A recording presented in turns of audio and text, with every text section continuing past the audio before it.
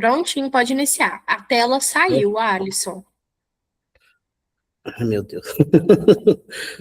Tranquilo. Tá voltando. Pessoal, então boa noite. Hoje a gente vai para nossa segunda aula de segurança na indústria. Deixa só eu voltar a tela aqui para a gente continuar. Na última aula a gente falou um pouquinho sobre as necessidades do ser humano, o que é segurança, a diferença da segurança do trabalho para a segurança patrimonial, né, segurança de locais, etc. Falou um pouquinho da pirâmide de Maslow. E hoje a gente vai continuar. Você está falando que eu não estou conseguindo compartilhar a tela. Só mais um momentinho.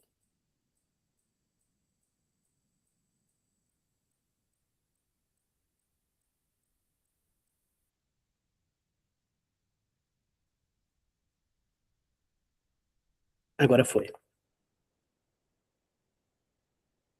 A gente estava nesses slides, então, pessoal, na aula passada, né? Hoje a gente vai dar prosseguimento. Então, como eu falei, a gente viu um pouquinho sobre a diferença, né? De segurança e segurança patrimonial, a gente falou de risco, perigo e risco, e a gente parou aqui nessa questão da teoria das necessidades de Maslow, né, falando ali da hierarquia dessas necessidades, que o ser humano tem essas necessidades, né, para se manter, né, manter vivo, se manter, né, ativo na sociedade. Então a gente tem os níveis ali, começa com as necessidades básicas e vai, né, se melhorando ali a partir, né, do patamar que a gente vai subindo nessa pirâmide. Agora falar um pouquinho sobre alguns conceitos importantes, né, para nossa parte de segurança aqui. Falar um pouquinho sobre, por exemplo, a diferença de acidente, incidente e doença ocupacional. Um acidente de trabalho, pessoal, é aquele que vai ocorrer pelo exercício do trabalho, né? Que vai provocar ali uma lesão corporal, uma perturbação, que vai causar uma perda. Se causou perda, é considerado acidente. Se não causou perda, vai ser considerado incidente, certo? Incidente é aquele evento que tem o potencial para levar a um acidente ou aquele evento que gerou, né, que deu origem ao acidente. Então, todo acidente vem de um incidente, mas nem todo incidente vai gerar um acidente. E a doença ocupacional é aquela que a gente adquire ao longo do trabalho mesmo, né, e ela, para termos legais, será equiparada a um acidente de trabalho também. Gestão de riscos na indústria, nós temos ali uma pirâmide também, de acordo com a sua efetividade, né? O mais efetivo está em cima, aqui na pirâmide, que seria a eliminação do perigo, né? Não ter o perigo dentro daquela planta, não ter o perigo dentro daquela empresa. Então, você retirando o perigo, você não tem risco, né? Lembrando lá o que é o perigo. O perigo é a fonte causadora, né? O que pode causar lesões. O risco vai ter a ver com proximidade, né? Ele é a probabilidade daquilo acontecer. Então, a partir do momento que eu elimino o perigo, eu não vou ter risco, né? A gente falou um pouquinho sobre a aula passada. Depois da eliminação, a gente tem a prevenção, que é evitar que esse risco se materialize, evitar que aconteça, evitar ali de todas as formas que a gente se aproxime do perigo, né? Depois, redução, né? Minimizar os impactos, né? Essa prevenção aqui seria, por exemplo, né, numa escada, né, colocar sinalização, fazer a escada com a inclinação correta para evitar quedas. Redução já é minimizar a probabilidade ou impacto, colocar um corrimão ali, né? Porque o corrimão ele vai servir para mim se eu estiver caindo, né? Que a gente vai dar valor nele, né? Quando você cai numa escada, quando você tropeça, alguma coisa, você vai, né? No reflexo mesmo, você tenta segurar em algo. Então, essa é a função de um corrimão numa escada. Ele vai reduzir impacto, né? Ele vai estar ali, ele é um EPC, é um equipamento de proteção coletiva, porém, né? Ele só reduz impacto.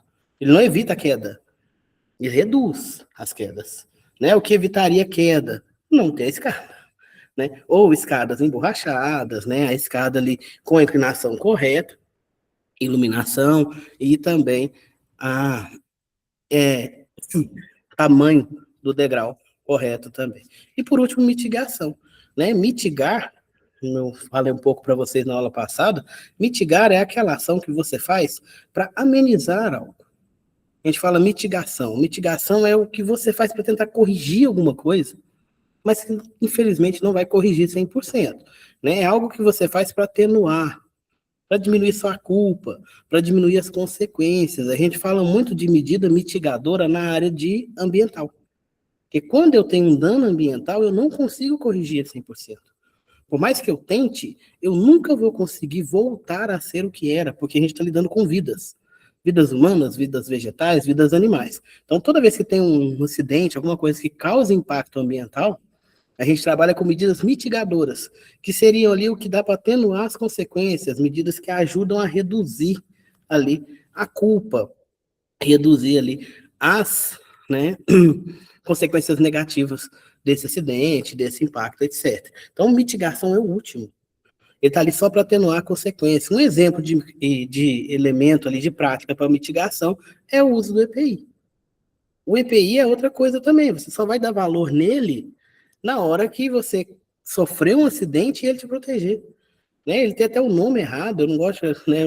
Quem sou eu para falar, mas eu acho que está errado o nome dele, porque ele não te protege de nada. Ele reduz danos. Né? Porque para ele servir, né, algo tem que acontecer. Então, vem ali, né, dessas questões aqui, olhando nessa pirâmide, para chegar lá no meu EPI, tudo isso daqui falhou, ou não existiu.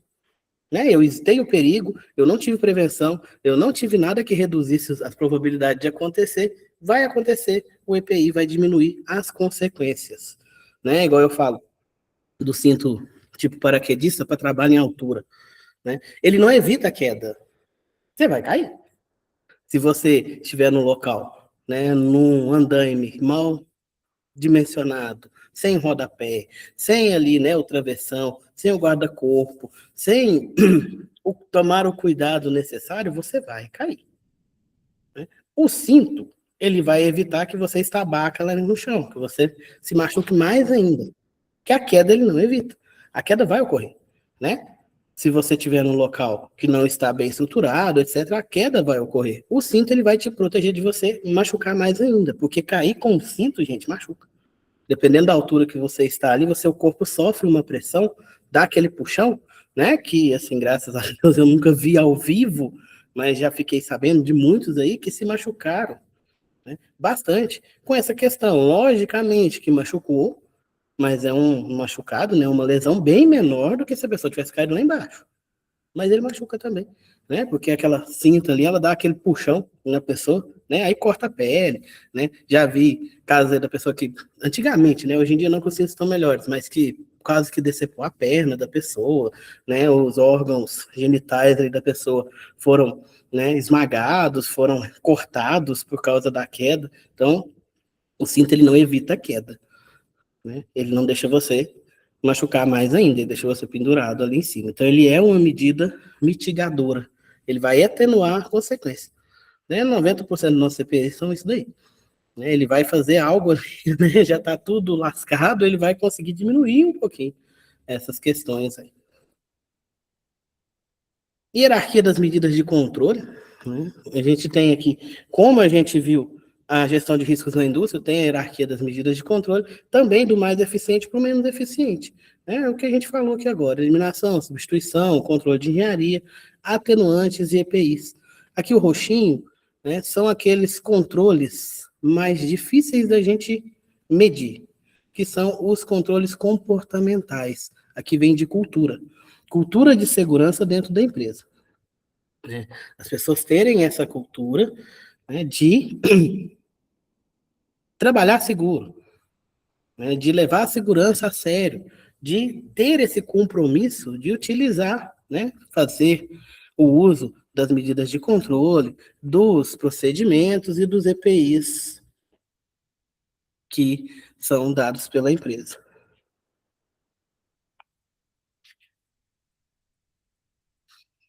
A gente falou dessa análise de Bauti, a gente falou da pirâmide de Bird também, esse PAT a gente falou. Agora a gente vai passar para algumas NRs, né, que no livro texto de vocês nós temos, né, algumas NRs principais para serem estudadas. A primeira aí é a nossa NR10, né, que é uma NR que trata diretamente dos serviços de instalações elétricas e serviço com eletricidade. O objetivo e aplicação dessa NR, né, para que serve a NR10? Toda pessoa que trabalha com eletricidade, ela precisa ter conhecimento na NR10. Precisa de treinamento, dependendo da tensão que ela for trabalhar, da voltagem que ela vai trabalhar, ela vai precisar de um treinamento adicional, tá? Então, a ANR traz para a gente ali, né, por exemplo, como objetivo principal, garantia de segurança, implementação de medidas de controle e sistemas preventivos para proteger os nossos trabalhadores, né? Porque a eletricidade é algo muito perigoso, né, e a gente necessita dela. A principal energia que a gente tem nas indústrias, aí na maioria das indústrias, vem da energia elétrica, né? Não somente para a parte estrutural, a parte ali, né, da indústria em si, mas também parte de maquinário, né? Muitos motores aí são alimentados por energia elétrica. A abrangência aplica-se às fases tanto de geração de energia, né, lá na minha hidrelétrica, lá na minha termoelétrica, né, ou lá na minha usina eólica.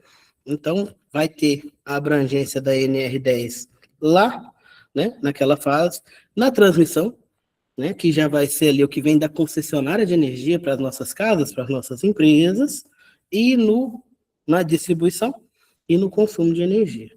As etapas que a NR10, né, vai cobrir: projeto, construção, montagem, operação, manutenção das instalações elétricas, né? As indústrias aí, né, dificilmente vocês vão trabalhar em uma que está sendo implementada. Então, a maioria das indústrias que vocês, né, vão trabalhar ali já são indústrias que já estão operando, certo? Então, vocês vão ver essa questão da NR10 mais na parte de manutenção das instalações elétricas, né?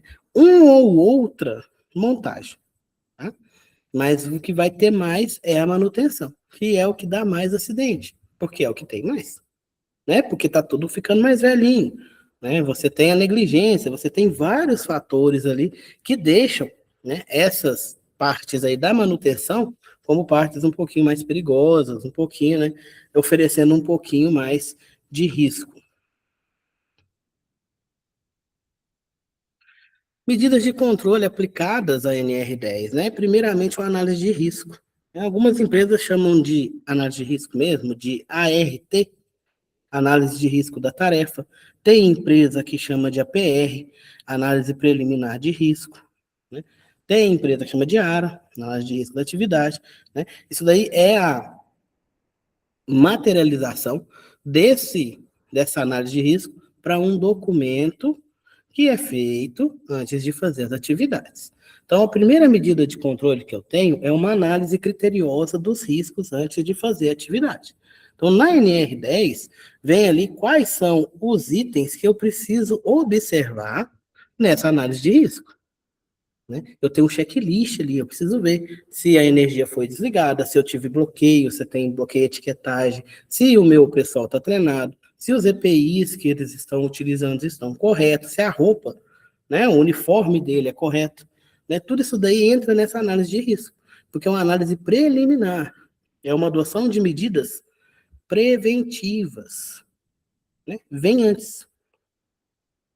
Então, a gente faz essa análise de risco antes de fazer qualquer tipo de atividade. Na NR10, a gente vai ter análise de risco para atividades com a rede elétrica. Integração. As medidas devem integrar-se às demais iniciativas de segurança da empresa, né? Então, as medidas que eu utilizo ali devem ser compatíveis com as medidas da empresa, né? A empresa, por exemplo, a empresa trabalha muito com segurança, e na parte elétrica ela não está nem aí. Não pode. Ou, né, deixar a parte de segurança voltada somente para o pessoal que trabalha com elétrica, né, justificando ali que é o serviço que tem mais risco dentro da unidade. Não pode, a gente tem que integrar, né, tem que trazer essa segurança para tudo. Documentação, toda e qualquer atividade que vai ser feita em instalações elétricas precisam ser documentadas e arquivadas por um certo tempo para ter aí um histórico, você conseguir montar um histórico ali daquela instalação, né? E um histórico de segurança. Prontuário. Estabelecimentos com carga superior a 75 quilowatts devem manter um prontuário de instalações elétricas, onde eu vou registrando tudo que eu fiz ali. Esse prontuário é um pouco diferente da documentação, porque esse daqui é obrigatório, né? Eu preciso ter. A documentação ela vai ser variável de empresa para empresa, enquanto o prontuário não. O prontuário ele já é mais ali uniforme entre as empresas. O que tem nesses prontuários, né? Primeiramente, procedimentos. Né? Esses procedimentos podem ser chamados de POP, né? Que é procedimento operacional padrão, né? Ou o procedimento em si, né? É ali o passo a passo, o conjunto de instruções que eu tenho com segurança para realizar certas atividades dentro da parte elétrica. Então, são instruções técnicas e administrativas de segurança e descrição de medidas de controle. Né? Documentação. Eu vou ter inspeções, medições, sistema de proteção contra, por exemplo, descargas atmosféricas. A gente tem várias empresas, várias indústrias que ficam em locais mais afastados, certo? Locais mais, como dizer, né?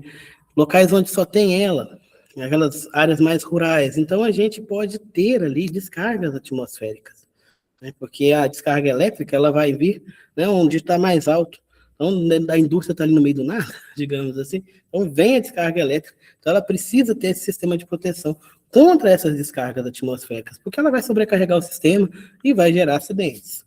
Equipamentos, especificação dos equipamentos, tanto de proteção coletiva, que são os EPCs, quanto os EPIs, né, os individuais, para cada tipo de atividade. Né, nós vamos ver aqui, por exemplo, um equipamento, uma medida de proteção coletiva é o procedimento de bloqueio e etiquetagem. Para quem não sabe o que é esse procedimento de bloqueio e etiquetagem, é um procedimento que é utilizado em várias empresas, certo? Que serve para bloquear energias em momentos de manutenção, de instalação, etc. Né? Bloquear e etiquetar. Por isso que é bloqueio e etiquetagem. Bloquear é desligar e impedir que aquilo seja religado enquanto eu estou fazendo a atividade. Etiquetar é colocar ali naquele bloqueio todas as pessoas que estão efetuando a atividade, qual é a atividade, qual que é o tempo de duração dessa atividade prevista, certo? Então, isso é o procedimento de bloqueio e etiquetagem. Né? Ele se materializa em cadeados, por exemplo. Né? A gente vai pensar aqui na rede elétrica, você tem ali um quadro de distribuição, onde ficam os meus disjuntores ali dentro, esse quadro é trancado. Né? O procedimento de bloqueio, eu vou lá e desligo todas essas chaves, todos esses disjuntores e coloco o cadeado ali bloqueando aquela fonte, para que ninguém que esteja fora da atividade tenha acesso ali para ligar aquele disjuntor, né, aquele interruptor ali, para alimentar de novo a energia elétrica para o sistema, enquanto alguém está fazendo manutenção. Cada operador vai ter um cadeado. Né? Ele vai lá e coloca o seu cadeado também, se ele estiver interagindo com essa máquina. Né? Se ele estiver ali trabalhando também naquela atividade. Então, todos que estão trabalhando vão colocar o cadeadinho. Então, só vai poder ser religado quando todos os colaboradores retirarem os seus bloqueios, retirarem os seus cadeados. É uma forma de proteger esses colaboradores, para que não fique ninguém para trás e que esse circuito não seja novamente energizado com pessoas intervindo nele. Então, isso não serve somente para energia elétrica, tá, pessoal? Também serve para energia hidráulica, mecânica, né, química, etc. E é um procedimento que a gente utiliza muito em todas essas áreas dentro da minha empresa, certo? Voltando aqui, qualificação, né? Documentação comprobatória da qualificação e treinamento dos trabalhadores, né? As pessoas que vão trabalhar ali com as instalações elétricas deverão passar por treinamento na NRDS. Um treinamento básico de 40 horas, se for trabalhar em circuitos mais com uma carga maior, precisa de mais um treinamento, né, que é o CEP, de mais 40 horas. Isso inicial, depois eles fazem ali uma reciclagem periódica de 8 horas da NR10. Medidas de proteção coletiva, primeiramente a desenergização, né, que é desligar tudo ali. Então, né, a nossa prioridade máxima. Depois, né, tensão de segurança, alternativa quando não for possível desenergizar. Algumas atividades a gente não pode parar completamente o sistema. Algumas manutenções, são poucas, tá, gente? Mas existem manutenções que eu não posso fazer com o equipamento completamente desligado. Eu vou precisar de fazer alguns testes, etc. Então, eu vou trabalhar com uma tensão de segurança. Somente com aquele valor que eu preciso para fazer esses testes, para não colocar em risco o meu colaborador. Né? E outras medidas adicionais, né? A questão do bloqueio de etiquetagem, isolação, obstáculos, barreiras, sinalização, né? Etc. Que vai adicionar ali mais segurança, mais proteção para o pessoal que está trabalhando.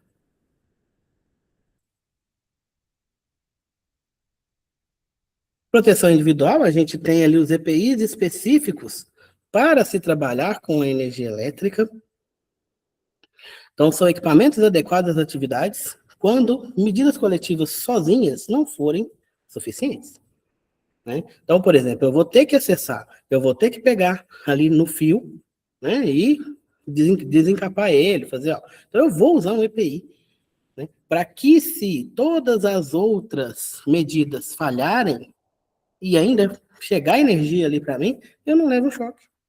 Né, um choque muito alto, né, às vezes um choquinho, eu vou levar. Vestimentas adequadas. Quem trabalha com energia elétrica utiliza um uniforme, uma vestimenta que a gente fala que é anti-chamas, né?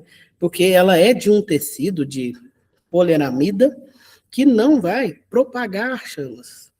Né? Então, se a pessoa chegar a tomar uma descarga elétrica, o corpo dela vai aquecer, vai querer entrar em chamas. Né? A roupa não vai deixar, tá? A roupa não vai pegar fogo. Né? Tem que tomar cuidado aí com os acessórios. Tem gente que está com uniforme, às vezes por baixo usa uma camisa, daquelas camisas sintéticas.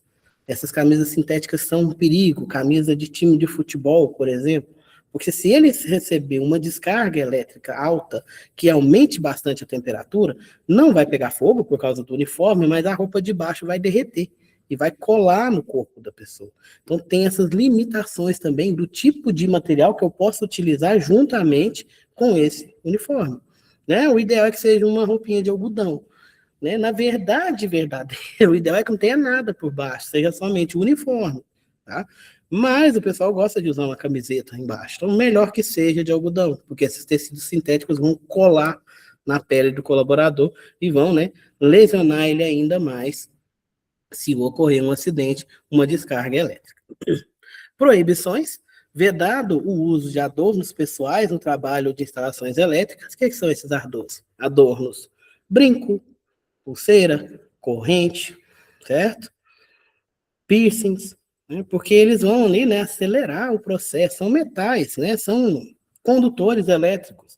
Então, eles também vão, né, puxar energia e várias outras questões aí, mais específicas, né, da NR10. Projetos em segurança, né? A gente vai ter ali dispositivos de desligamento cada dia melhores, tá? A gente tem, além da botoeira de emergência, que é um botão que você aperta para o equipamento parar em situações de emergência, a gente já tem outros dispositivos que fazem o desligamento automático, né? A tensão subiu muito, ele já desliga automático. A corrente que está passando ali tá maior do que o que é projetado, que a minha instalação aguenta, então a instalação já desliga sozinha. Então os projetos, né, principalmente os novos, já tem que trazer esses dispositivos de desligamento. Os projetos antigos que já estão em funcionamento, né, deverão ser adaptados à medida do possível para inserir esses dispositivos, para trazer mais segurança para a instalação, certo?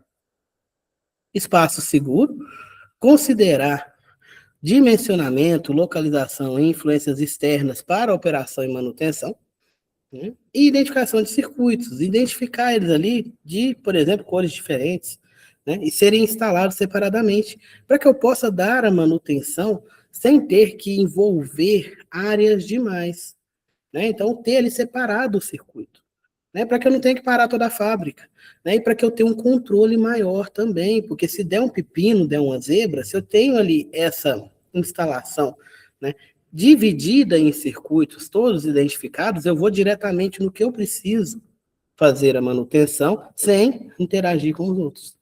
Né? E se acontecer uma zebra maior, vai ser somente naquele circuito, naquele pedaço ali que eu peguei para trabalhar. Memorial descritivo do projeto, então eu preciso ter esse memorial descritivo dos projetos, né, que é ali tudo que foi feito nesse projeto, né, o que eu tenho de proteção, o que eu tenho de restrição, né, quanto ao acesso de pessoas, quanto à tensão, quanto à corrente que aquele circuito vai suportar, dispositivos, né, indicação da posição dos dispositivos de manobra, né, que eu vou trabalhar, identificação, sistema de identificação dos circuitos, equipamentos e dispositivos. Na construção e na manutenção, que é onde a gente, né, vai estar ali fazendo, né, uma atividade mais rotineira, mais diária, a gente vai ter que ter supervisão profissional. Então, essas instalações elétricas devem ser supervisionadas por um profissional autorizado de acordo com a ANR. Né? Esse profissional ele vai ser o responsável por essa instalação. Então, tudo que for feito precisa passar por esse profissional, para que ele tenha todas as informações, né, de tudo o que aconteceu com aquela instalação. Medidas preventivas devem ser adotadas para controle de riscos adicionais. Aí depende da área, depende do lugar, do tipo de atividade, né? Por exemplo, a gente tem questão de energia elétrica com água, né? Não é bom trabalhar assim, mas eu tenho locais onde eu tenho umidade, né? Então vou ter que ter algumas medidas preventivas adicionais nesses locais para controlar melhor os riscos. Equipamentos compatíveis, né? Utilizar equipamentos apenas compatíveis com a minha instalação, né? Isso aqui até na casa da gente, pessoal, a gente tem ali uma capacidade que a instalação suporta. Ela vai ser feita sempre com um fatorzinho de segurança para não, né, estragar, para não pegar fogo se chegar no limite. Né? Só que a gente acaba operando no limite. Então a gente precisa trabalhar essas questões para manter os equipamentos dentro dessas condições, dentro desse limite, abaixo do meu fator de segurança. Né? Porque senão eu vou sobrecarregar o meu sistema elétrico e vou causar danos, causar acidentes. Equipamentos com isolamento elétrico devem ser adequados às tensões envolvidas. Manutenção segura. As instalações devem ser mantidas em condições seguras de funcionamento. Locais de serviço elétrico são exclusivos para essa finalidade. Né? A gente tem o centro, né, de comando elétrico. Lá somente pessoas autorizadas podem adentrar. E também, né, efetuar reparos. Somente o pessoal da elétrica, por exemplo, vai poder entrar ali. É uma forma de manter a segurança, porque você vai garantir que todo mundo que entrar lá conhece os riscos, conhece o circuito, foi treinado para isso. Instalações desenergizadas, né? Primeiro passo para a nossa desenergização, para desligar, né? Seccionamento, a separação por seções, igual a gente viu, né? Vou desligando seção por seção de acordo com a minha atividade, até eu desligar toda a alimentação que eu tenho, né, naquele circuito. Impedimento de reenergização, né? Garantir que o circuito não seja religado enquanto estou fazendo a manutenção, entra naquele procedimento de bloqueio e etiquetagem. Constatação da ausência de tensão, essa constatação da ausência de tensão, ela fica dentro do procedimento de bloqueio e etiquetagem, que é um teste que a gente faz.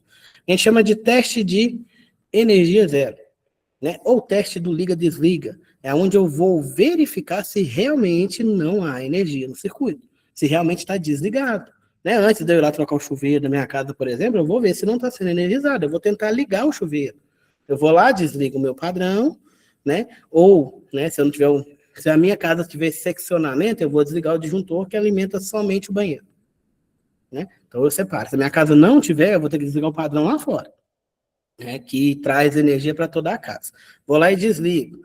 Tranco ele, coloco lá um cadeado para ninguém ligar enquanto eu estou fazendo a atividade, né? E antes de fazer a atividade, se antes de trocar o meu chuveiro, por exemplo, eu tenho que garantir que não tem energia ali. Então, ou eu vou tentar ligar, né, ou eu vou usar uma chave, né, para ver se está passando energia, um amperímetro, etc. Né, alguma das ferramentas para garantir que não tem tensão, que não tem energia passando naquele circuito onde eu vou fazer essa manobra, essa manutenção. Aterramento temporário, né? Então, quando eu tenho algumas atividades, alguns tipos de intervenção, eu vou ter que ter esse aterramento temporário, por causa da descarga elétrica. Se houver uma descarga elétrica, eu preciso ter esse aterramento temporário para mandar essa energia para a Terra, né? Para que ela não venha para mim. Porque a energia, ela vai sempre seguir o caminho mais curto, mais fácil para ela, a energia elétrica. Então, se eu estou fazendo, né, uma intervenção na minha instalação e cai uma descarga elétrica, eu não tenho aterramento, essa energia vem toda para mim.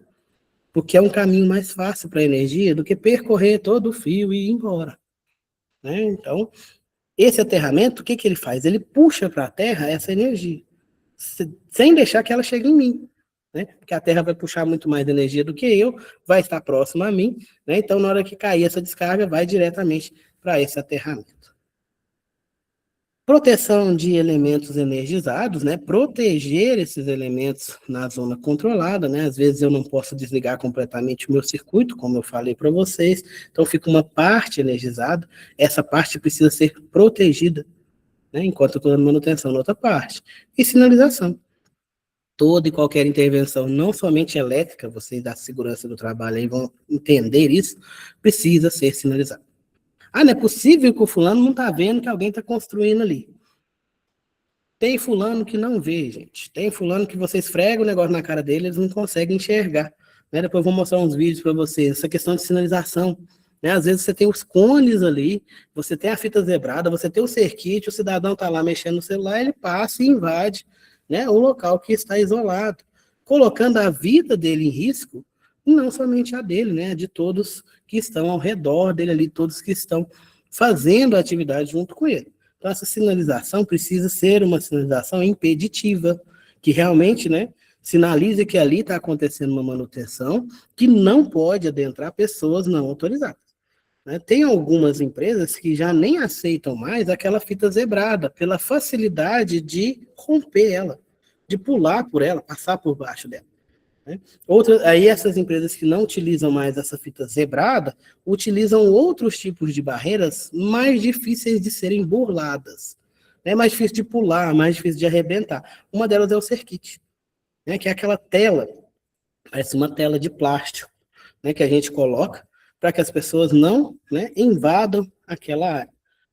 Ok? Então, preciso ter essa sinalização, não somente na parte elétrica, mas em outras também. Tá tranquilo até aqui? Tá de boa? Obrigado aí pela confirmação. Então, instalações elétricas energizadas, né, para fazer manutenção, para trabalhar com essas instalações. A gente tem alguns detalhes aqui, né? Um deles, tensão de risco, intervenções com tensão maior ou igual a 50 volts em circuito corrente alternada, que é o que a gente usa na casa da gente, ou acima de 120 graus, 20, perdão, 120 volts na corrente contínua, que é de bateria, pilhas e baterias, só podem ser realizadas por pessoas qualificadas. Na casa da gente é mais, viu, gente? Olha lá, ó. Na casa da gente o mínimo ali é 110. Então, somente pessoas autorizadas podem fazer essas atividades, né, trabalhar com essas tensões.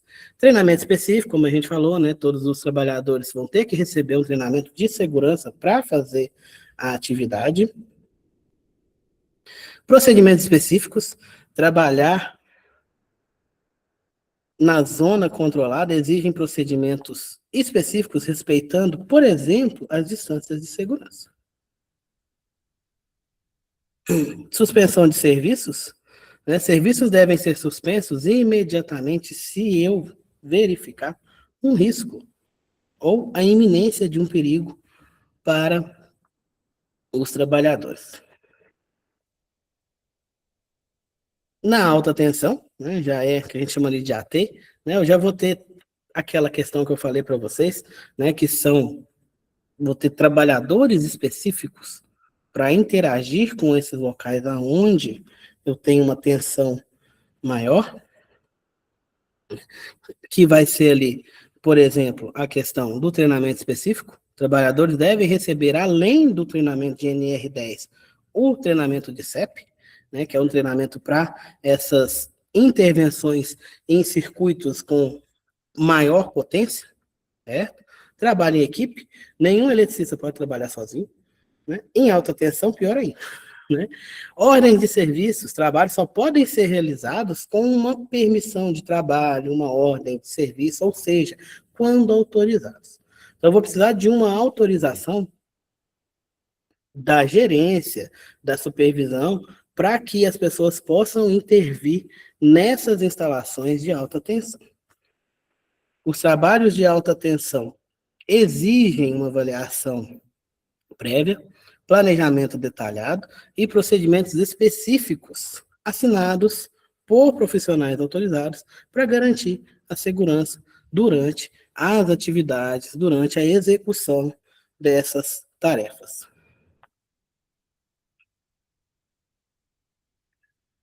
Aqui, pessoal, nossa, meu slide ficou desconfigurado. Deixa eu ver se eu consigo reduzir só um momento, tá? Vou mudar a cor aqui. É muito petitinho. Vou tentar arrastar para cima, para que vocês possam enxergar.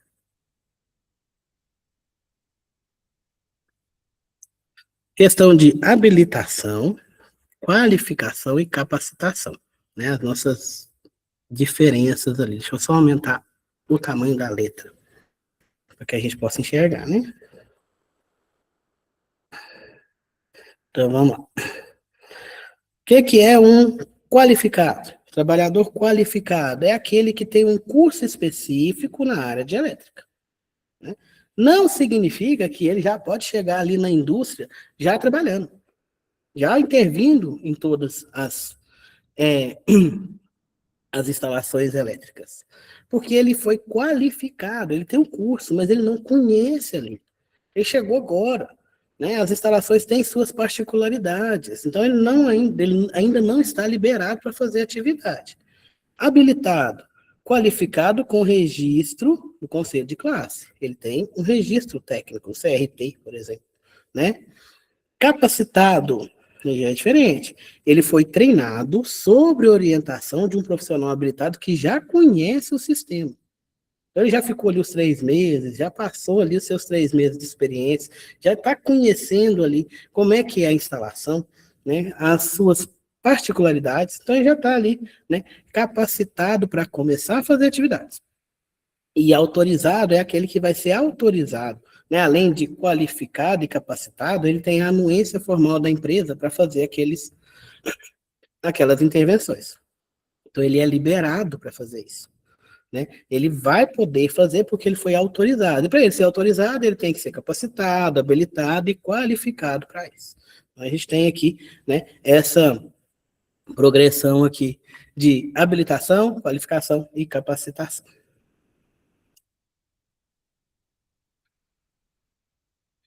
Autorização para trabalhos elétricos, então a gente precisa de um treinamento, participação de cursos específicos, né, da NR10, a avaliação.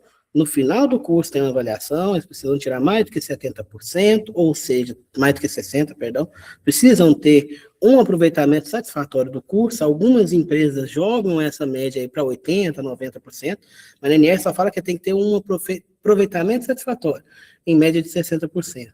Registro, condição consignada no sistema, né? Então ele vai ter que ter um cadastro técnico ali, e de 2 em 2 anos ele vai ter que reciclar o treinamento, que é aquela reciclagem de 8 horas.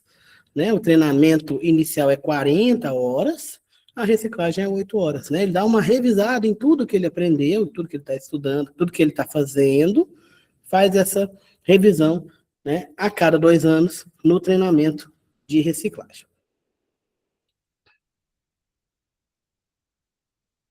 Proteção contra incêndio, né, e explosão, como a gente está trabalhando ali com energia, a gente pode estar gerando ali, né, fontes, iscas para pegar fogo. Então a gente precisa ter proteção contra incêndio, né? Áreas com instalações elétricas devem ter essa proteção conforme a NR23.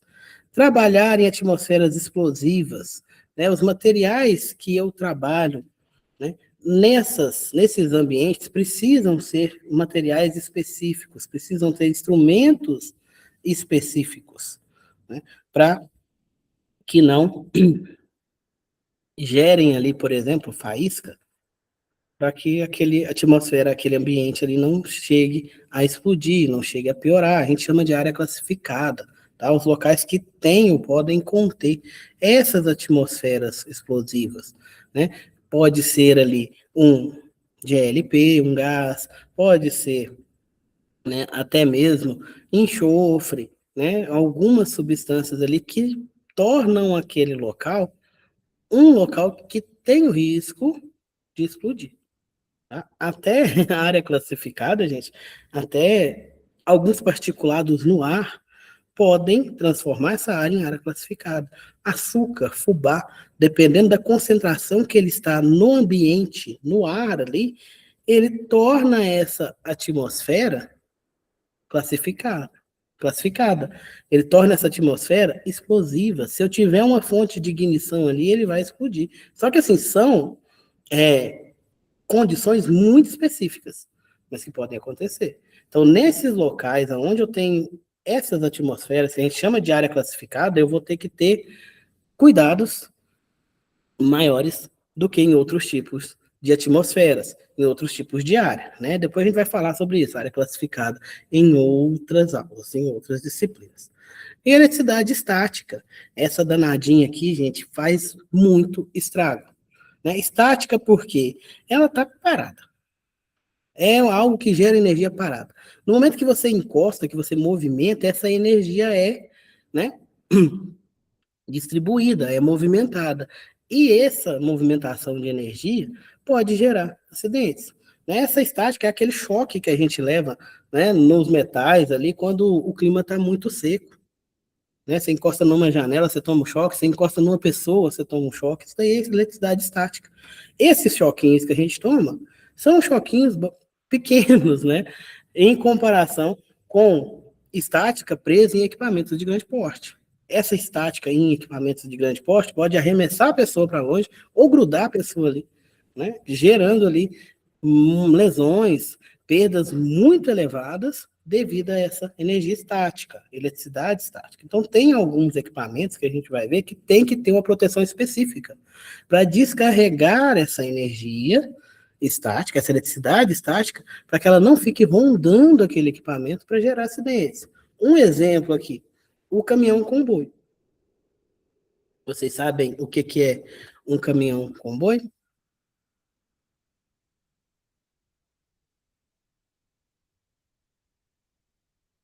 Não? Então vamos lá. Caminhão comboio é o caminhão que trabalha levando combustível, óleos, graxa, etc., para as frentes de trabalho. Tá? Então ele faz essa movimentação desse material. Ele pode ser um caminhão-tanque, ou ele pode ser um caminhão comum ali com, né, os recipientes com combustível, com óleo diesel, etc. Então esse é um caminhão comboio. Então ele é uma área classificada ambulante, gente. Como assim? É uma área classificada que está andando, está levando esse risco, esse perigo para outros locais. Esse caminhão, ele não pode sofrer uma descarga elétrica, porque ele vai explodir.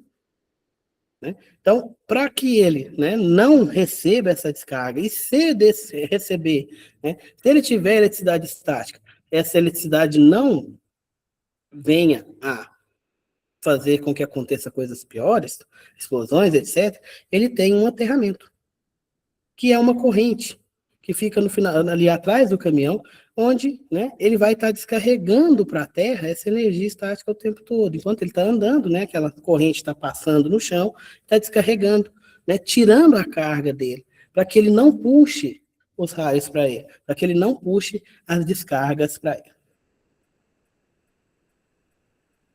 Ok? Eu vou mostrar uma imagem para vocês, eu acho que eu tenho uma aqui. Só um momento. Caminhão.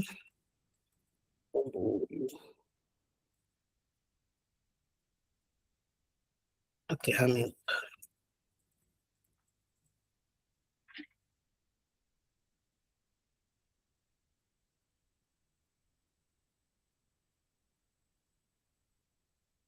Só um momentinho.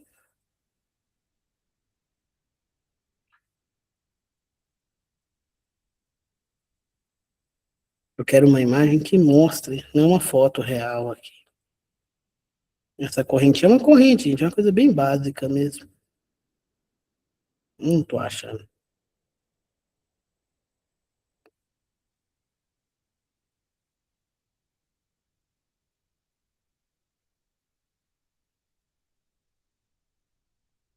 Vou mostrar um desenho, tá, gente? Mas só para vocês verem como é que é. Vou trocar a tela aqui, só um momento.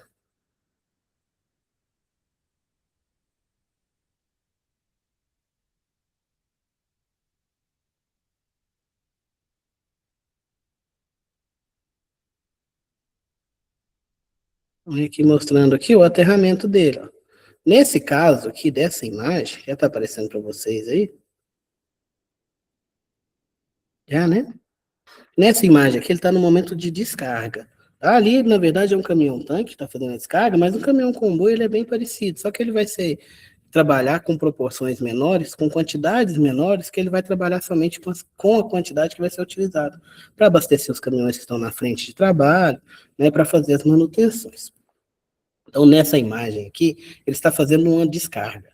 Ele está descarregando ali o combustível. Aí eu tenho aqui, ó, um sistema de aterramento, né, que um fiozinho enroladinho ligado aqui é um prego que está no chão, um parafuso, é um aterramento. Porque se tiver uma descarga elétrica, a energia vai caminhar por esse fio e vai para a terra, né? Não vai deixar com que ela entre em contato com o líquido que está aqui dentro desse caminhão, que pode ser gasolina, pode ser óleo diesel, né? Algum combustível. Então, esse daqui é um aterramento temporário no momento de descarga.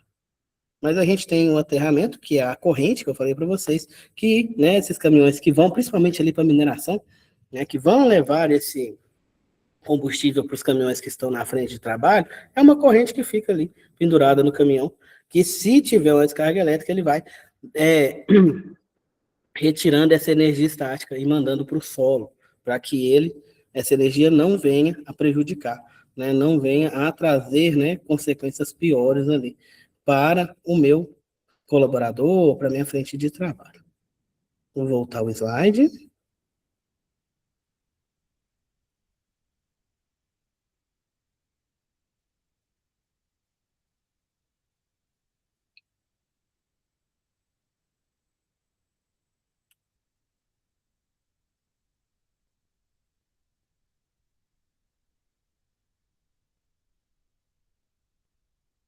Voltou aí, né, gente? Vamos continuar aqui.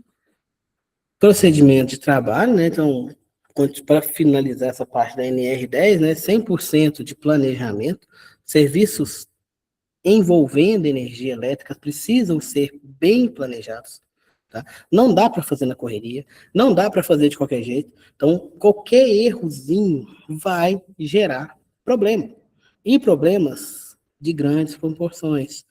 Ordem de serviço, toda e qualquer atividade que seja feita em rede elétrica, instalação elétrica, precisa ser liberada, precisa com que os gestores, os gerentes, os supervisores saibam o que está ocorrendo, para garantir que não ofereça risco para as outras pessoas. Okay? E supervisão. Toda equipe deve ter uma pessoa designada para supervisão de trabalhos, né? Supervisão dessa atividade para garantir que ela seja feita com a maior segurança possível, ok?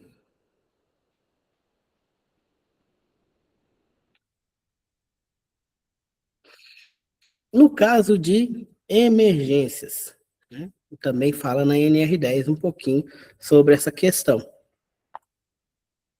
de emergências com situações, com atividades, né, na parte elétrica, nas instalações elétricas, né? Primeiramente, eu preciso ter um plano de emergência.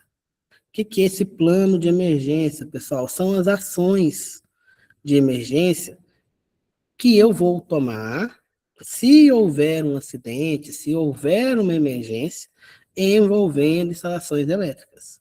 Então, a empresa precisa ter esse plano de emergência, né, que está dentro dos procedimentos dela, ok? Então, por exemplo, eu tenho ali a forma de resgatar a pessoa quando ela sofre uma descarga elétrica. Eu não posso pôr a mão na pessoa. Se ela estiver sendo, né, eletrocutada, eu não posso chegar lá e colocar as mãos nessa pessoa, né? Então, tem os procedimentos. Existe um bastão que o pessoal utiliza, por exemplo, né?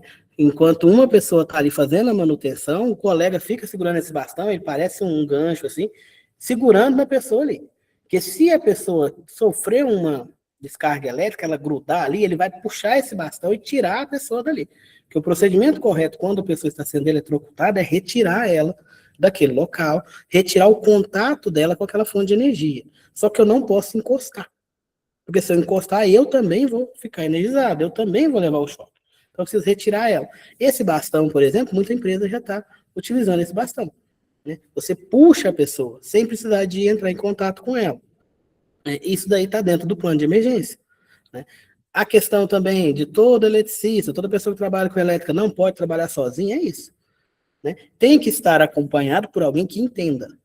Porque no momento de emergência, na situação de emergência, quem vai começar ali o atendimento é o colega, né? É aquele parceiro que está ali com a pessoa, porque ele também entende, ele sabe o que está acontecendo, ele está, né, na atividade e ele vai socorrer, né? Qualquer atividade envolvendo eletricidade vai ter no mínimo duas pessoas trabalhando. Para que tenha isso, isso faz parte do plano de emergência, né? Para que comece o resgate, para que comece o socorro. Primeiros socorros, trabalhadores autorizados devem estar aptos a executar o resgate e prestar os primeiros socorros. Não vai ser médico, enfermeiro, não, tá, gente? É o colega de trabalho mesmo, né? Saber, por exemplo, né, essa questão, que ele não pode pôr a mão na pessoa, ele tem que retirar ela, né? Saber, por exemplo, verificar se a pessoa teve uma parada, se tiver uma parada, começar uma massagem, né? Algumas coisas mais simples, tá? Todo eletricista, né, em algumas empresas, e toda pessoa que trabalha com elétrica faz parte da brigada de emergência. Por que que faz parte da brigada de emergência? Para aprender esses primeiros socorros, né? Então, ele faz parte, ele é obrigado a fazer parte da brigada, para que ele tenha esse treinamento, essa reciclagem periódica nos primeiros socorros, certo? Métodos de resgate. As empresas precisam possuir métodos padronizados e adequados às suas atividades para resgate, né? A diferença aqui, gente, o que é resgate? Resgate é você retirar a vítima daquele local, tá? Do local onde aconteceu o sinistro, que aconteceu o acidente, que aconteceu o evento. Esse resgate é esse procedimento de retirada, tá? Então, precisa ter um método de resgate, né? Então, tem que ter acesso. Como é esse acesso? Como vai ser feito esse acesso, né? Então, isso daí tem que estar ali especificado no método de resgate. E combate a incêndio, né? Falando aí dessas questões, principalmente aí de primeiros socorros, né? Vai envolver, né, bastante questões ali de incêndio. Incêndio é fogo não controlado, né? Então, se eu tiver fogo ali, não controlar ele, ele pode tomar grandes proporções, né, e trazer mais consequências. Então, todo profissional de elétrica precisa ser treinado no combate a incêndio. Então, isso faz parte da grade do treinamento de NR10. Quem fala treinamento de NR10, a pessoa vai, eu vou aprender só NR. Não, você vai aprender tudo isso daqui também. Né? Esse resumão que a gente fez aqui, vai estar tudo ali no seu treinamento de NR10, que é 40 horas. Só que vai ser tudo aqui mais, né? Como é que fala? Mais aprofundado. Né? Igual, eu não vou dar um treinamento de primeiro socorro para vocês aqui, mas o de NR10 tem. Dentro do NR10 tem a carga horária de primeiro socorro, tem a carga horária de combate a incêndio, tem a carga horária ali de APR, POS, né, essas documentações e etc. Então, tudo isso daí está dentro da NR10, né, para que a pessoa também entenda, né, aprenda ali durante o seu treinamento na NR10. Responsabilidades, né, a responsabilidade da empresa. Manter os trabalhadores sempre informados sobre os riscos que eles estão correndo, adotar as medidas preventivas após acidentes. Né? Não, preventivas após, não, ele ficou errado, gente. Preventivas de acidentes. Preventiva é antes, não vai ser após. Então a empresa tem essa responsabilidade, né, de manter essas ações, essas medidas preventivas e os trabalhadores informados, treinados, qualificados, habilitados, autorizados para fazer essas atividades. O trabalhador zelar pela própria segurança e de outros, cumprir as disposições legais e comunicar situações de risco. Comunicação, gente, de situação de risco. Viu que algo não está bem, não está certo, comunica. Porque se você viu ali e não falou nada, aquilo vai gerar problema lá na frente. Vai gerar ali, né, mais problemas. Né? Pode vir a causar acidentes terríveis. Então a gente precisa comunicar. E também impedir, parar a atividade. Viu que algo está colocando a vida dele e de outras pessoas em risco? Para. Ah, não queira resolver tudo, porque às vezes não dá para resolver. Às vezes você não vai conseguir resolver, né? Às vezes a sua gambiarra que você faz ali para a máquina trabalhar mais 2 horas, pode quebrar a máquina e vai ficar 3 minutos. Então, comunica a situação de risco. Você tem conhecimento, você entende para a atividade, né? Coloca sempre a sua segurança, coloca sempre a segurança em primeiro lugar.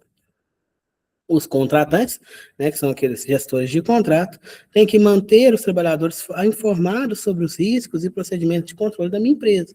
Eu vou contratar uma equipe para fazer uma atividade, né, na instalação elétrica do meu prédio.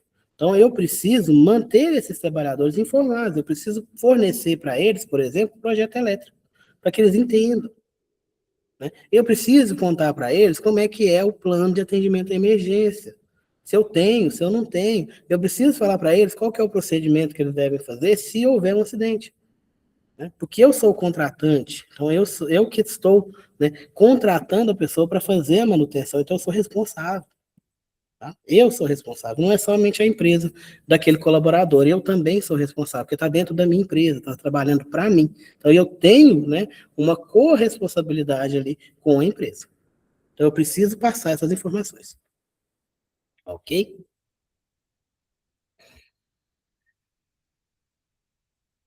Treinamentos obrigatórios, né, na NR10.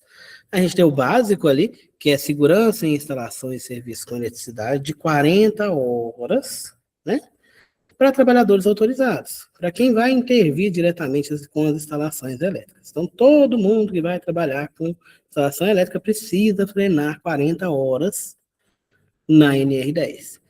Né? Quem dá esse treinamento, pessoal? Preciso ter um instrutor, né, qualificado. Então, eu preciso, né, esse é um dos treinamentos aí que o técnico de segurança não pode dar. Né? Somente técnico de segurança. Ele não pode dar, porque precisa ser alguém qualificado, ou seja, tem que ser alguém que tenha formação em elétrica, que tenha experiência em elétrica. Não adianta ser só capacitado, não adianta ter só o curso, eu tenho que comprovar também a minha experiência com a parte de eletricidade, para que eu possa dar esse curso. Né? Então vai ser um técnico de eletrônica, de eletrotécnica, que tenha experiência, né, para fazer esse treinamento. Então ele vai passar. Né? Não necessariamente ele precisa ser técnico de segurança. Se ele for, melhor ainda. Né? Mas ele precisa ter o conhecimento e ter a vivência. né? A NR exige isso. Exige que o instrutor, né, tenha essa vivência, a gente fala proficiência. Ele tem essa proficiência, ele entenda realmente, ele já tenha trabalhado com isso para que ele possa dar um bom treinamento. A gente tem o treinamento complementar, que é o DICEP, né? Também é 40 horas, né? E são para esses trabalhadores que vão atuar nesses circuitos com potências maiores, né? Com tensões maiores, de elevada potência. E a reciclagem é variável, né? Costuma ser 8 horas para esse básico, aqui de 40 horas, o CEP. Tem algumas empresas que dão 4 horas, outras dão 8 horas, aí o pessoal fala, 16 horas, é porque junta os dois, tá, gente? Então, assim, não tem uma carga horária específica, mas tem a periodicidade específica. Tem que ser de 2 em 2 anos essa reciclagem, né? Ou em situações específicas. O que são essas situações específicas, pessoal? Teve um acidente, vai ter que treinar todo mundo de novo. Vai ter que reciclar todo mundo no NR10. Ou mudei algo na minha instalação. Eu vou lá e treino o pessoal de novo. Né? Ou está tendo muito problema. Lembra lá da nossa pirâmide de Bird lá? Está tendo muito quase acidente. Então eu vou treinar o pessoal. Vou reciclar o pessoal para garantir com que eles, né, tomem mais cuidado. Nilson, quer falar? Levantou a mão? Eu acho que ele caiu.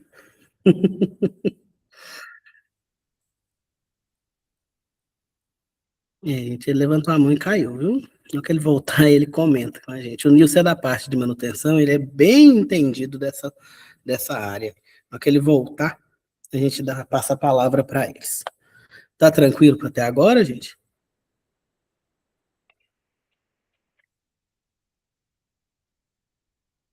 Obrigado pela confirmação. Então, da NR, meu Deus do céu, NR10, a gente conclui por aqui, tá, pessoal? Então, assim, para vocês verem quais que são as obrigatoriedades, né, exigidas pela SNR, né, e a gente conclui no treinamento. Na apostila de vocês, depois da NR10, a gente estuda a NR11. Eu vou começar com vocês hoje, eu não vou conseguir concluí-la também. A gente vai falar um pouquinho dela aqui agora. E depois, se eu não me engano, é a 12 e a 13, né, que está na apostila de vocês, que vai para outra aula. Na outra aula eu faço um apanhado dessas outras NRs. A NR10 é a maiorzinha, tá? É que tem mais detalhezinhos ali. Tanto que o treinamento dela é 40 horas. Vamos lá, NR11. O que é essa NR11? A NR11, ela traz para a gente ali questões sobre transporte, movimentação, armazenagem e manuseio de materiais. Tanto, né, movimentação, né, humana mesmo, quanto por maquinários. Histórico dessa norma, né? Quando ela surgiu, gente? Ela teve a publicação oficial dela em 78, foi atualizada em 2003, teve outra atualização em 2004, teve outra atualização em 2016. Né? Ela vai sendo atualizada de acordo ali com as novas tecnologias que estão aparecendo, que estão nos ajudando aí nas atividades. Né? Pensa lá em 1978, como é que era esse transporte de carga. Né? Não tinha os equipamentos que a gente tem hoje, né, de grande porte que a gente utiliza hoje. Né? Os equipamentos conseguiam fazer esse transporte de cargas, mas eram equipamentos, né, pequenos, comparados com a robustez dos equipamentos que a gente tem atualmente, com essa evolução, com esse avanço da tecnologia. Que vai falar, sobre o que vai falar essa NR11, né? Sobre os equipamentos e os cuidados que eu preciso ter na atividade de transporte e elevação de cargas. Né? Exemplos aqui, elevadores e guindastes.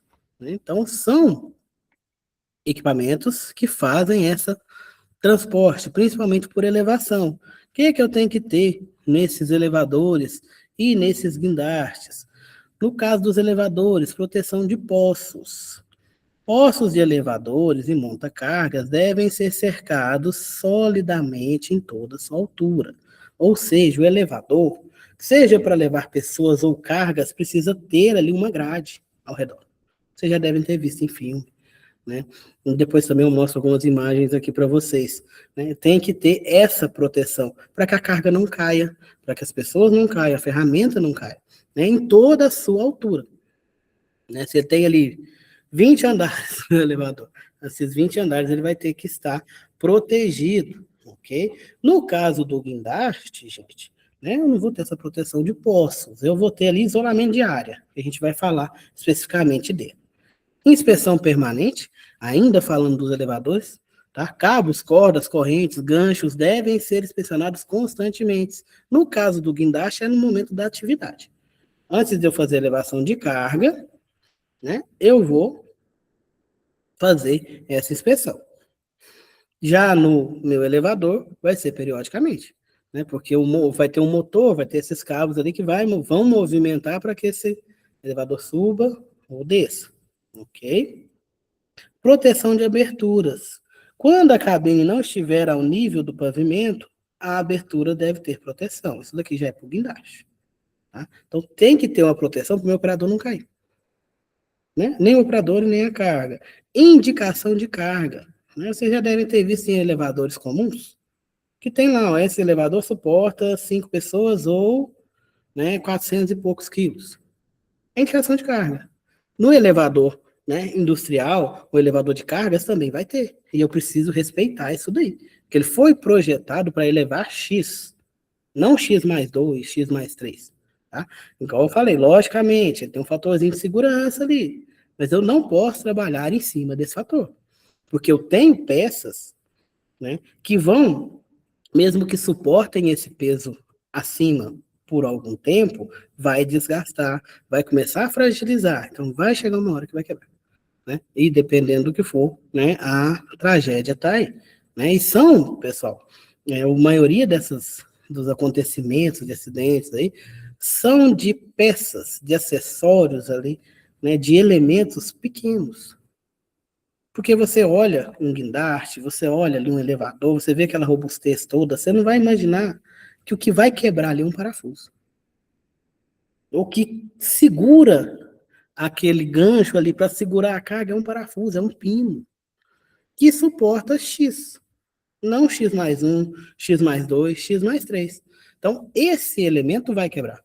E esse elemento vai ser um elemento, muitas das vezes, um elemento de ligação, um elemento de fixação que vai fixar essas partes. Então é onde vai soltar.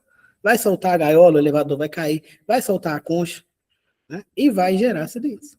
Por causa de um parafuso. Né? Aí também a importância da manutenção. De uma manutenção que seja, né, responsável. Porque vai lá e vai trocar o parafuso, bota um parafuso mais barato. E aí? Bota um parafuso que não suporta. Né? Já aconteceu, gente. Né? Já aconteceu aí acidentes, né, que foram investigar, foram ver a empresa que fez a manutenção, ao invés de colocar um parafuso que suportava uma carga X, colocou um parafuso mais barato. E soltou a gaiola do elevador, por exemplo, e machucou a pessoa, matou a pessoa. Tá? Então, assim, são detalhes que podem botar as vidas em riscos. Então, a gente tem que prestar atenção nesses detalhes. Não é enjoamento, não é chatice. Porque pode acontecer, gente. Né? Se eu coloquei um parafuso X lá, é porque eu preciso do parafuso X. Não é só porque ele cabe que eu vou trocar o parafuso. Né? Porque a robustez da máquina está nela toda. Não somente no motor, não somente na potência dela. Né? Toda a máquina ali precisa ter resistência para elevar aquela carga, para fazer aquele trabalho, né? Para movimentar aquela carga. Né? A gente sofre demais essas questões, né? Quem trabalha com manutenção, quem trabalha com segurança, dessa questão de forçar a máquina. A máquina está aguentando, o pessoal está levando. Isso daí não é somente perda financeira, gente. Não vai dar só problema na máquina, a máquina vai quebrar. Pode gerar acidentes, e acidentes fatais, né? Por causa de economia. Ao invés de eu dar 2 viagens, eu tento fazer uma viagem só, sobrecarregando a minha máquina, sobrecarregando o meu elevador. Isso daí, com o tempo, né, vai estragando, vai fragilizando esses elementos ali, o que leva à quebra, né? O que leva ali a acidentes. Então, essa questão de indicação de carga não é só um enfeite, não é só para ficar bonitinho, gente. Tem que respeitar, tá? Então, essa indicação de carga, ela vai estar em local visível. Lá no guindaste, vai estar na lança dele. 2 toneladas, 3 toneladas. No elevador, vai estar na plaquinha. lá na porta do elevador. Elevador de carga e elevador de pessoas também. Para que seja respeitado. Não, o trem vai arrebentar e vai cair, vai machucar quem estiver embaixo, quem estiver do lado e vai estragar a máquina também.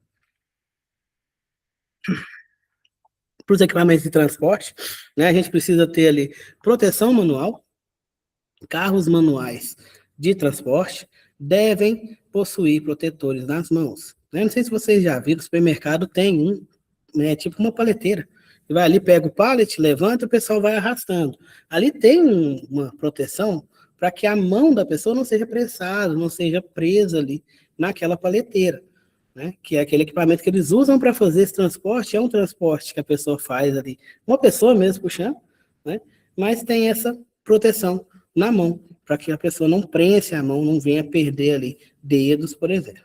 Treinamento, operadores de equipamentos motorizados devem receber treinamento específico da empresa. Como assim? Se eu vou operar uma empilhadeira, eu tenho que treinar na empilhadeira que eu vou trabalhar. Né? Ou no modelo, né? Às vezes, logicamente, né? Eu não vou lá pegar somente ela, mas tem que ser no mesmo modelo. Né? A questão do guindaste é a mesma coisa, gente. Não é porque eu sei operar guindaste X que eu posso operar qualquer um. Então, eu preciso fazer treinamento no modelo específico daquele equipamento.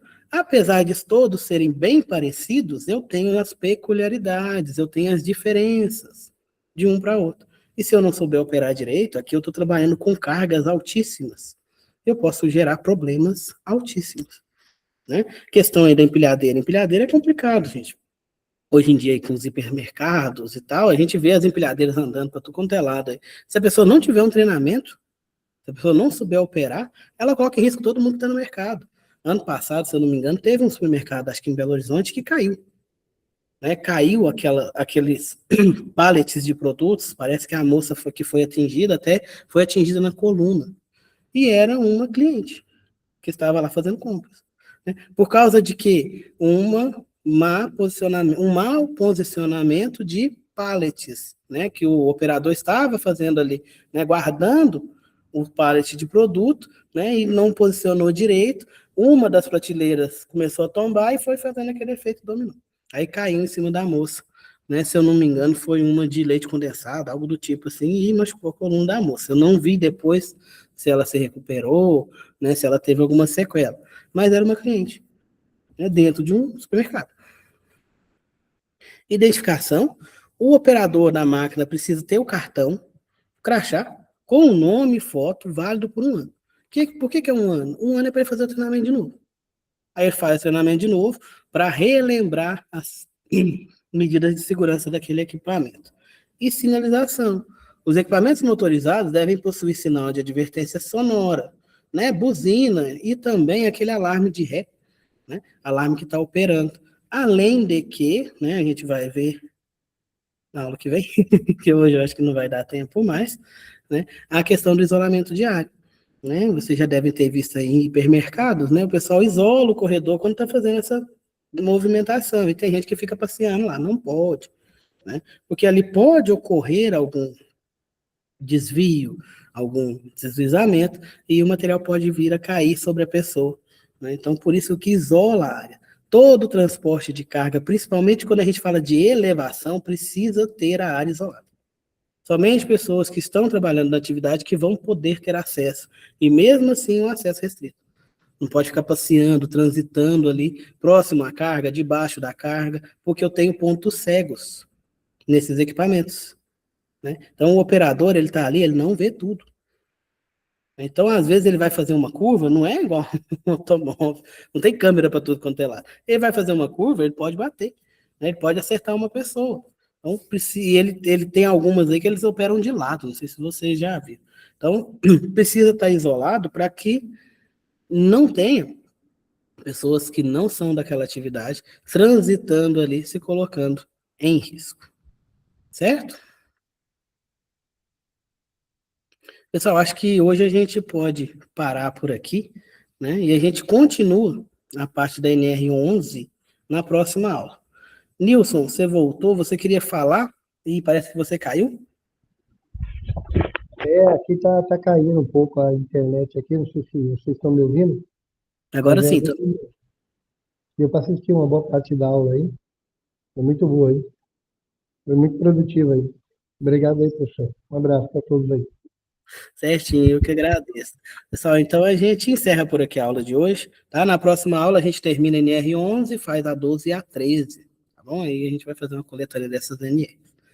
Muito obrigado, qualquer dúvida estou à disposição e vou mandar o material para a tutora de vocês.